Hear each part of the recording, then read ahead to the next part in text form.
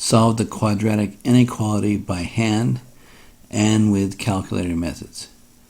First we have by hand. So here is our problem that we're dealing with.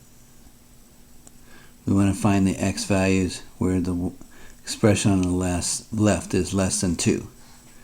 So with the by hand method, you always get a 0 on the right side. So we got to get this 2 to be a 0.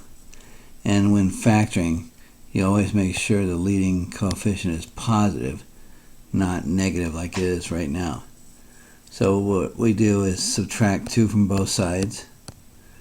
So that becomes 0 on the right, and the 6 is knocked down to 4. So now we're here. Now we multiply through by -1. Multiplying through by -1, you have to write another line here so you can change the sign there. Because we multiply by -1, we have to switch the sign. So it was less than, now it's greater. Okay, distribute the negative in. It changes all the signs in here, and now you have this. And -1 times 0 is 0. Now you factor, and you get this. You mark down what the roots are of the factorization.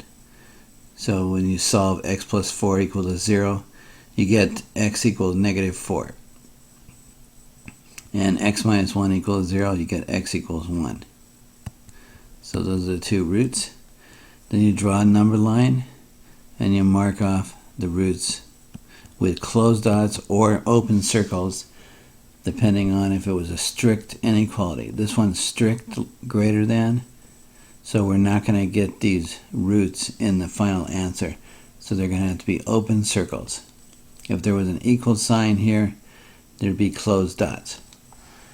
Then it's you can view this left side as, if you call it a function f of x, it's a parabola opening up, because we made sure this was a positive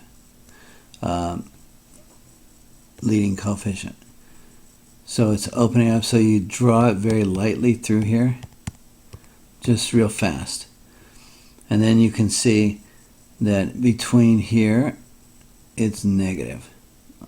For x is between here and here, the parabola is below the x-axis. For x's out here, the parabola is above the x-axis, positive.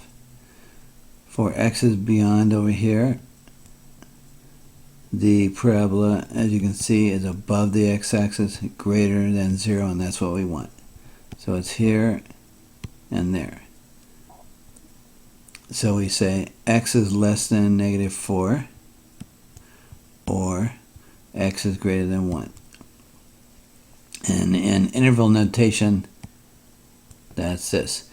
Infinity is always open, and these are open here and here because we didn't get those points because of the strict inequality. Alright, now go on to the calculator method.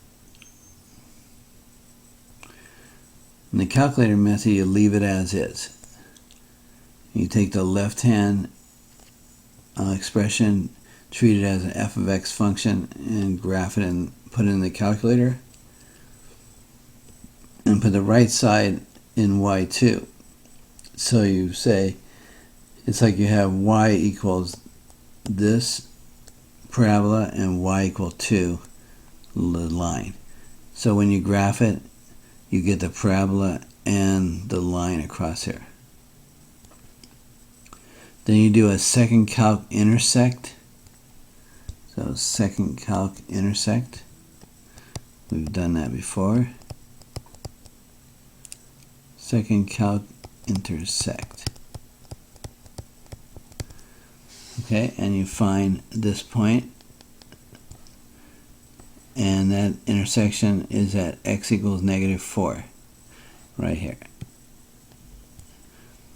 And then you do it again on the other side where it intersects here, and find out that it has an x coordinate of 1. So then you just look at the graph and you say,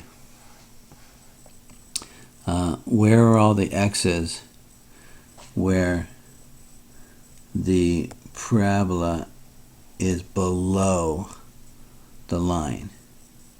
So we want the x values where the y values of the parabola are below y equals 2 because of the less than there. And that occurs for all these x's beyond negative 4 out there. The parabola is below the y equal 2 line. And for all these x's to the right here, the parabola is below the y equal 2 line. So to put it on one graph, here's where it intersects at x equals 1 also. And so that's what you're looking at. So all these points in red here are where the parabola, which continues on here, is below the line y equal 2. And any x values in here, you can see that the parabola is above the line, and we don't want those. So x is less than negative 4 or x is greater than 1, and again you get the same interval answer.